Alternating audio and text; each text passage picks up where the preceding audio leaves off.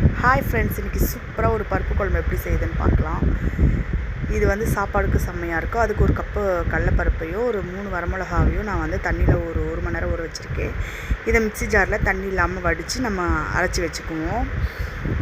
கொஞ்சம் வந்து குறப்பாக தான் இருக்கணும். ரொம்ப இதுவாகிடக்கூடாது, பேஸ்ட்டாக இல்லாமல் இந்த மாதிரி பதம், இந்த மாதிரி அரைச்சி வச்சுக்கோங்க.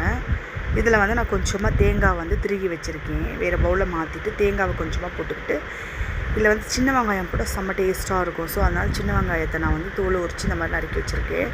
அது கூட தேவையான அளவு உப்பு போட்டு நல்லா பிசைஞ்சுக்கோங்க. பிடிக்கிறதுக்காக கொஞ்சமாக நான் வந்து அரிசி மாவு சேர்த்து நல்லா பிசைஞ்சிட்டு, இதை வந்து கொஞ்சம் கையில் எண்ணெய் தடவி உங்களுக்கு தேவையான சைஸ், ரொம்ப பெருசாக பிடிக்காமல் கொஞ்சம் மீடியமாக நல்லா பிசைஞ்சு வச்சுக்கிட்டு சின்ன சின்ன உருண்டைகளாக இந்த மாதிரி பிடிச்சி வச்சுக்கோங்க.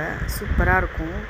இப்போ இதுக்கு வந்து பக்கத்தில் வந்து ஒரு இட்லி தட்டில் கீழே அடியில் தண்ணி வச்சு மேலே ஒரு துணி போட்டு, இட்லி தட்டு மேலே துணி போட்டு நான் வந்து ஒரு 10லேருந்து ஒரு 15 நிமிஷம் போல் நான் வேக வச்சு எடுத்துக்கிட்டேன். நல்லா வேகட்டும், கொஞ்சம் ஹை ஃப்ளேம்லேயே இருக்கட்டும். அப்போ தான், ஏன்னா தண்ணி அடியிலேருந்து வெந்து வரணும் இல்லையா. ஸோ நம்ம வந்து வெந்து வரத்துக்குள்ளே நான் வந்து கொஞ்சமாக புளியை ஊற வச்சுக்கிட்டேன். தேங்காய் கொஞ்சமாக, வெறும் தேங்காய் மட்டும் நான் அரைச்சி வச்சுக்கிறேன் கொஞ்சம் திக்னஸ்க்காக.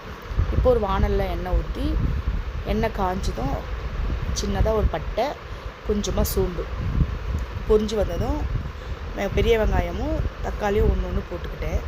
அதுக்கு தேவையான அளவு உப்பு, ஏற்கனவே நம்ம வந்து உருண்டையில் உப்பு போட்டிருக்கோம். ஸோ இதுக்கு தேவையான அளவு உப்பு போட்டுக்கலாம். நல்லா வதங்கி வரட்டும்.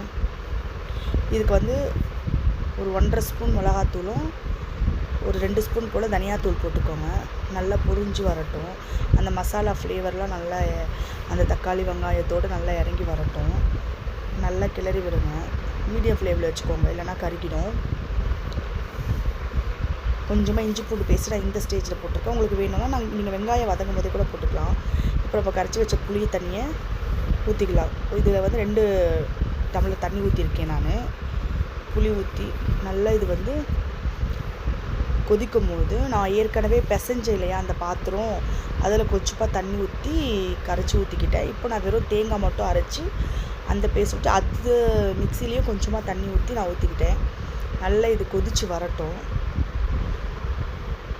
இப்போ இந்த தண்ணி இதுக்கெல்லாம் தேவையான அளவு நம்ம உப்பு போட்டுக்கலாம். ரொம்ப உப்பு கூட்டிடாமல் பார்த்துக்கோங்க. இப்போ கொதித்து வருது இல்லையா, கொதித்து இந்த சைடெல்லாம் பாருங்கள், எண்ணெய் பிரிஞ்சு வரப்போ நம்ம வேக வச்சுருக்க அந்த உருண்டையெல்லாம் நம்ம சேர்த்துக்கலாம். இது வந்து செம்ம டேஸ்ட்டாக இருக்கும். எல்லா உருண்டையும் சேர்த்துக்கிட்டு இந்த மாதிரி மேலே ஊற்றிவிடுங்க. ஏன்னா அடியில் வந்து மேலே வேகாமல் இருக்கும். ஸோ இந்த மாதிரி போட்டு மூடி வச்சுருங்க. மீடியம் ஃப்ளேமில் நல்லா ஒரு 10-15 நிமிஷம் போல் வேக வச்சுக்கிட்டா சூப்பராக இருக்கும். நான் கொஞ்சம் தண்ணியாக தான் எடுத்தேன். உங்களுக்கு வேணும்னா நல்லா கெட்டி எடுத்துக்கோங்க.